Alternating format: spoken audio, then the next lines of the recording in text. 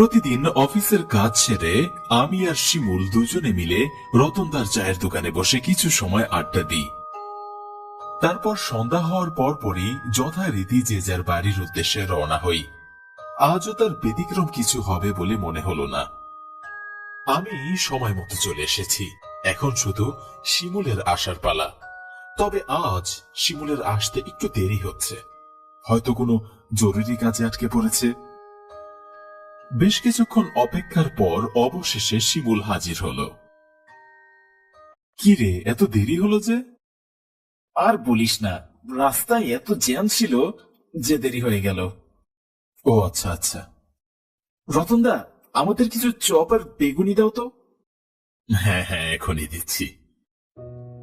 তারপর রতনদার চপ আর বেগুনির সাথে জমে উঠল আমাদের গল্পের আসর। আর কিছুদিনের মধ্যেই শীতকাল শুরু হবে, তাই এখন থেকেই সন্ধ্যার পর হালকা হালকা শীত পড়তে শুরু করেছে। কথা বলতে বলতে এক সময় শিমুল আমাকে জিজ্ঞাসা করলো, কাল তো উইকেন্ড, তা তোর প্ল্যানটা কি? মাস তো প্রায় শেষ হতে চলল, সেজন্য পকেট একদম ঘরের মাঠ। তাই মাইনে পাওয়ার আগ পর্যন্ত তেমন কোনো প্ল্যান নেই। তোর কি প্ল্যান? আমারও তেমন কোনো প্ল্যান নেই, তবে অনেকদিন থেকেই আমার খুব মাছ ধরতে ইচ্ছা করছে। কিন্তু আশেপাশে কি সেরকম কোনো মাছ ধরার জায়গা আছে? দু একটা জায়গা আছে, কিন্তু সেখানে মানুষের ভিড় অনেক বেশি। আমাদের কথা শোনার পর রতনদা বলল, আপনাদের কথা শুনে আমার একটা জায়গার কথা মনে পড়ে গেল। আচ্ছা, তাই নাকি? কোন জায়গার কথা বলছো তুমি? আমাদের পাশের গ্রামেই একটা জঙ্গল আছে। সেই জঙ্গলের ভেতর দিয়ে বয়ে যাওয়া নদী এত পরিষ্কার যে মাছের চলাচল অব্দি দেখা যায়, কিন্তু ওখানে এখন মানুষের যাতায়াত একদম নিষেধ আছে। কিন্তু কেন? জায়গাটার দোষ আছে। এখন পর্যন্ত যারা যারা রাত্রিবেলায় ওখানে গিয়েছে তারা কেউই আর ফিরে আসেনি। কোনো হিংস্র প্রাণী বা চোরাবালির কারণেও তো এমনটা হতে পারে। না না, ওসব কিছু নেই ওখানে। আমি শুনেছি ওই জায়গাটা দিয়ে নাকি আত্মারা ঘুরে বেড়ায়। এখান থেকে কত দূর হবে সেই জায়গাটা? তা ধরুন, গাড়িতে গেলেও ৩-৪ ঘন্টার মতো অবশ্যই লাগবে। তারপর শিমুল রতনদার কাছ থেকে জায়গাটার সম্পর্কে আরো বিস্তারিত শুনে আমাকে বলল, বেশ ইন্টারেস্টিং তো জায়গাটা, যাবি নাকি রে? হ্যাঁ, যাওয়া যায়, কিন্তু আপনাদের কি মাথা নষ্ট হয়ে গেল নাকি? আমি বলছি যে জায়গাটা ভালো নয়, আর আপনারা কিনা ওখানেই যেতে যাচ্ছেন। শোনো, তুমি যা বলছো ওগুলো কুসংস্কার। আর সত্যি কোনো আত্মা ওখানে আছে কিনা তা আমরা সেখানে গেলেই দেখতে পাবো। কিন্তু ওখানে যাবি কি করে? ও নিয়ে তুই কোনো চিন্তা করিস না, গাড়ির ব্যবস্থা না হয় আমি করব, আর ড্রাইভিং তো আমি নিজেই পারি। তাহলে তো মনে হয় বেশ ভালো একটা অ্যাডভেঞ্চার হবে। শিমুল বরাবরই একটু জেদি স্বভাবের।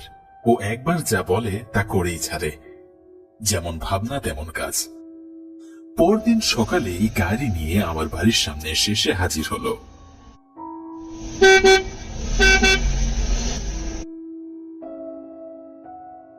হ্যাঁ হ্যাঁ, আসছি, একটু দাঁড়া। ঘড়িতে তখন সকাল ৮টা বাজে। আমরা রওনা হয়েছি সেই রহস্যময় জঙ্গলের উদ্দেশ্যে। মাছ ধরার সরঞ্জাম থেকে শুরু করে প্রায় সবকিছুর ব্যবস্থাই শিমুল একাই করেছে। আমি শুধু দুপুরের খাবারের জন্য কিছু খাবার আমার সাথে নিয়ে এসেছি। কিরে, তুই কি নিয়ে তো ভাবছিস? আচ্ছা, সত্যি যদি কোনো সমস্যা হয় তাহলে? তুই কি ভূতের ভয় পাচ্ছিস নাকি? ঠিক ভূতের না, তবে জঙ্গলে এমন অনেক অজানা রহস্য লুকিয়ে থাকে যার কোনো কিনারাই অনেকেই করতে পারে না। প্রায় ৪ ঘন্টা গাড়ি চালিয়ে যাওয়ার পর আমরা সেই জঙ্গলে এসে পৌঁছলাম। গাড়ি নিয়ে আর সামনে যাওয়া যাবে না, তাই গাড়িটা এখানেই লক করে আমাদের মাছ ধরার সরঞ্জাম নিয়ে জঙ্গলের ওই ছোট্ট পথ ধরে চলতে শুরু করলাম। এখান থেকে যে আরো কতটা পথ হাঁটা লাগবে কে জানে। যতদূর শুনেছি মনে হয় না আমাদের খুব বেশি হাঁটা লাগবে। প্রায় মিনিট 15 হাঁটার পর আমরা সেই নদীর তীরে এসে পৌঁছালাম। যা শুনেছিলাম জায়গাটা তার থেকেও অনেক বেশি সুন্দর।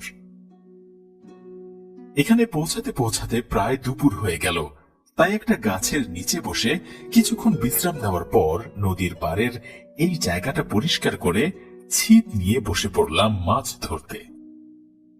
জায়গাটা খুবই নিরিবিলি, আর মাছও আছে এখানে প্রচুর পরিমাণে। শহর থেকে এত দূরে এসে মনে হচ্ছে সত্যিই সার্থক হয়েছি। জঙ্গলে সাপের ভয় আছে, তাই আমরা সাথে করে কার্বলিক অ্যাসিড নিয়ে এসেছি। তাই সাপখোপের ভয় তেমন একটা না থাকলেও মনের অজানা আশঙ্কা এখনো যায়নি। কারণ জায়গাটা এতটাই নিরিবিলি আর গা ছমছমে যে বিপদের সময় চিৎকার করলেও সাহায্যের জন্য কোনো মানুষই পাওয়া যাবে না। তাই আমি শিমুলকে বললাম, মাছ ধরা শেষ হয়ে গেলে সন্ধ্যার আগেই আমাদের কিন্তু এখান থেকে বেরোতে হবে, না হলে জঙ্গলে পথ হারানোর ভয় আছে। হ্যাঁ, তুই ঠিকই বলেছিস। কিন্তু মাছ ধরার নেশায় আমরা সময়ের কথা একেবারেই ভুলে গিয়েছিলাম। কখন বিকাল গড়িয়ে সন্ধ্যা হয়ে এলো তা বুঝতেই পারিনি। এখন প্রায় 2 ব্যাগের মতো মাছ ধরেছি আমরা। আমি এর আগে কোনো দিনই একসাথে এত মাছ ধরিনি। কিন্তু অনেক দেরি হয়ে গেছে, এখানে আর দেরি করা যাবে না। চল, তাড়াতাড়ি চল। তারপর আমরা দ্রুতই ওই জায়গা থেকে উঠে গাড়ির কাছে যেতে শুরু করলাম। একবার গাড়িতে উঠতে পারলেই আর কোনো চিন্তা নেই, বুঝলি? কিন্তু তারপর আমাদের সাথে যা ঘটল তার জন্য আমরা একেবারেই প্রস্তুত ছিলাম না। গাড়িতে উঠে গাড়ি স্টার্ট দেওয়ার পরও কোনো কাজ হলো না। কিরে, কি হয়েছে শিমুল? বুঝতে পারছি না ভাই, গাড়ি স্টার্ট হচ্ছে না। মনে হয় ইঞ্জিনে কোনো সমস্যা হয়েছে। কি কি বলছিস তুই? এখন কি হবে? আচ্ছা আচ্ছা, তুই গাড়িতেই থাক, দেখি আমি কিছু করতে পারি কিনা। অনেক চেষ্টার পরও কোনোভাবেই গাড়ি স্টার্ট হচ্ছে না। এদিকে সন্ধ্যা হয়ে এলো, জঙ্গলের মধ্যে অন্ধকার হতে শুরু করেছে। আমি গাড়ি থেকে নেমে বললাম, এখানে থেকে শুধু শুধু সময় নষ্ট করার কোনো প্রয়োজন নেই। তার থেকে বরং চল আমরা এখান থেকে হাঁটা শুরু করি। যেভাবেই হোক এই জঙ্গল থেকে আমাদের বের হতেই হবে।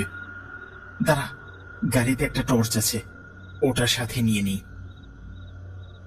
তারপর আমরা সবকিছু ওখানেই ফেলে রেখে জঙ্গল থেকে বেরোনোর জন্য হাঁটতে শুরু করলাম।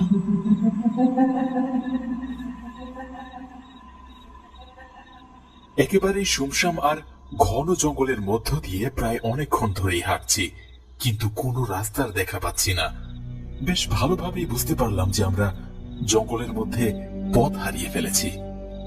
নির্জন জঙ্গলের মধ্য দিয়ে আমাদের দুজনের পায়ের হাঁটার শব্দ স্পষ্ট শোনা যাচ্ছিল, কিন্তু কিছুক্ষণ পর পিছন থেকে আমাদের সাথে সাথে আরো একজনের হেঁটে আসার শব্দ শোনা যেতে লাগলো। পিছনের দিকে টর্চের আলো ফেলতেই অদ্ভুত কিছু একটা দ্রুত গতিতে সরে গেল। কি ছিল রে ওটা? আমিও ঠিক কিছু বুঝতে পারলাম না। এখানে আর এক মুহূর্ত নয়, দ্রুত পা চালা। তারপর আমরা রীতিমতো দৌড়াতে শুরু করলাম, কিন্তু হঠাৎ করে টর্চের আলো বন্ধ হয়ে গেল। কিরে, টর্চের আলো বন্ধ করলি কেন? কিছু বুঝতে পারছি না, টর্চ লাইটটা কাজ করছে না। দেখি, আমার কাছে দে। তারপর শিমুল অনেক চেষ্টার পরও কোনোভাবেই টর্চ জ্বালাতে পারল না। ঠিক সেই মুহূর্তে আমি আশেপাশে তাকিয়ে দেখলাম চারিদিক থেকে অসংখ্য ছায়া মূর্তিদের দল আমাদের ঘিরে ফেলেছে। ভয়ে আমার সমস্ত শরীর অবশ হয়ে এলো। শিমুল, এইগুলো কি? তোমরা কারা? কি চাও আমাদের থেকে তোমরা? অন্ধকারের মধ্যে তাদের মানুষের মতো অবয়ব এবং লাল লাল চোখ ছাড়া আর কোনো কিছুই ভালোভাবে বোঝা যাচ্ছিল না। ওরা ধীরে ধীরে আমাদের দিকে এগিয়ে আসছিল। ভয় আর আতঙ্কে আমি চিৎকার করে উঠলাম, বাঁচাও!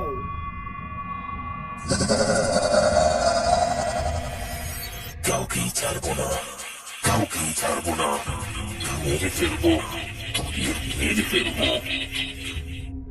হঠাৎ দেখলাম শিমুল পকেট থেকে একটা লাইটার বের করে আগুন জ্বালিয়ে বলল, কাছে আসবি না, কেউ কাছে আসবি না, একদম একদম জ্বালিয়ে দেবো সবকটাকে। আগুন দেখে ওরা আমাদের থেকে অনেকটা পিছিয়ে গেল। এখনই দৌড়াতে হবে আমাদের, তাড়াতাড়ি চল। তারপর আমরা শরীরের সমস্ত শক্তি দিয়ে ছুটতে শুরু করলাম। জমাট বাঁধা অন্ধকারে ঢাকা জায়গাটায় কেমন যেন ঝড়ের মতো তাণ্ডব শুরু হয়ে গেল। গাছপালা ঝোপঝাড় সবকিছুর মধ্য দিয়ে ছুটতে ছুটতে একসময় বড় রাস্তায় এসে পৌঁছালাম।